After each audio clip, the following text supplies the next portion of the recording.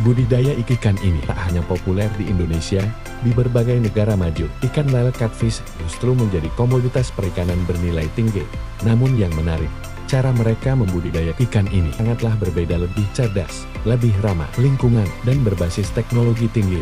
Bukan sekadar ikan murah di negara seperti Amerika Serikat, Belanda, hingga beberapa negara Afrika seperti Nigeria dan Ghana, ikan ini menjadi primadona di sektor perikanan air tawar.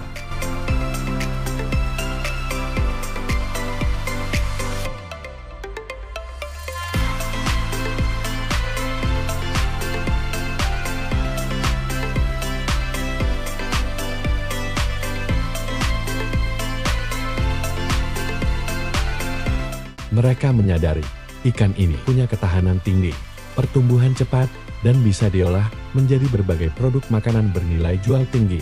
Namun, mereka tidak menggunakan metode konvensional. Mereka berinvestasi pada budidaya cerdas berbasis teknologi atau yang disebut smart aquaculture. Salah satu teknologi andalan budidaya ikan ini adalah RAS Recirculating Aquaculture System. Dalam sistem ini, air dalam kolam tidak dibuang, tetapi disaring dan digunakan kembali. Ini membuat budidaya bisa dilakukan di area sempit, bahkan di dalam gudang atau bangunan bertingkat di tengah kota.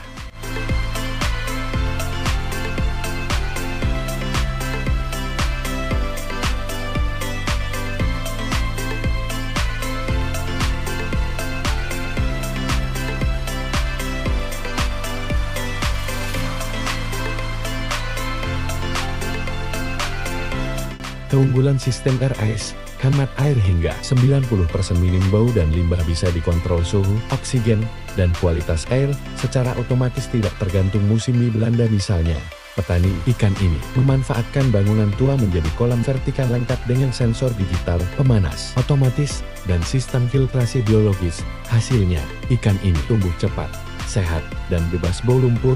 Di beberapa negara, peternak ikan ini menggunakan pemberi pakan otomatis berbasis sensor.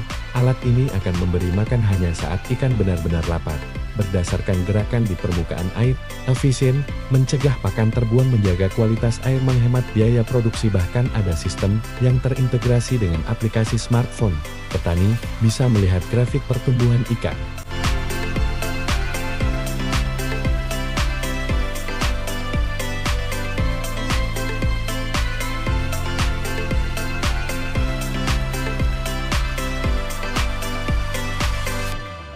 Negara seperti Denmark dan Jerman sangat ketat dalam urusan lingkungan, maka budidaya dilakukan tanpa mencemari sungai atau danau.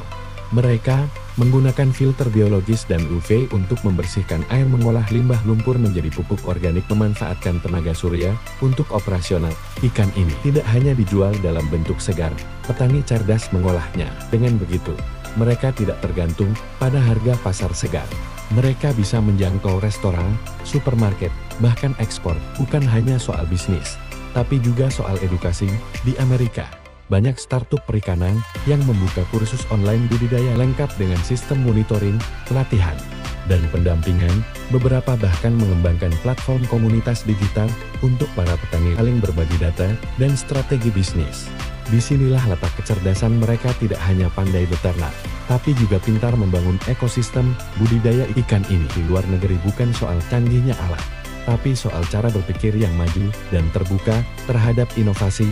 Mereka melihat budidaya bukan sekadar mengisi kolam dengan ikan, tapi sebagai bisnis berkelanjutan yang terukur, efisien, dan ramah lingkungan. Sudah saatnya peternak di Indonesia belajar dari mereka. Bayangkan, jika sistem RAS dan manajemen pakan otomatis bisa diterapkan di desa-desa kita, hasil panen meningkat, biaya ditekan, dan lingkungan tetap terjaga. Ikan ini bukan lagi ikan murah, tapi bisa menjadi simbol kecerdasan petani masa depan.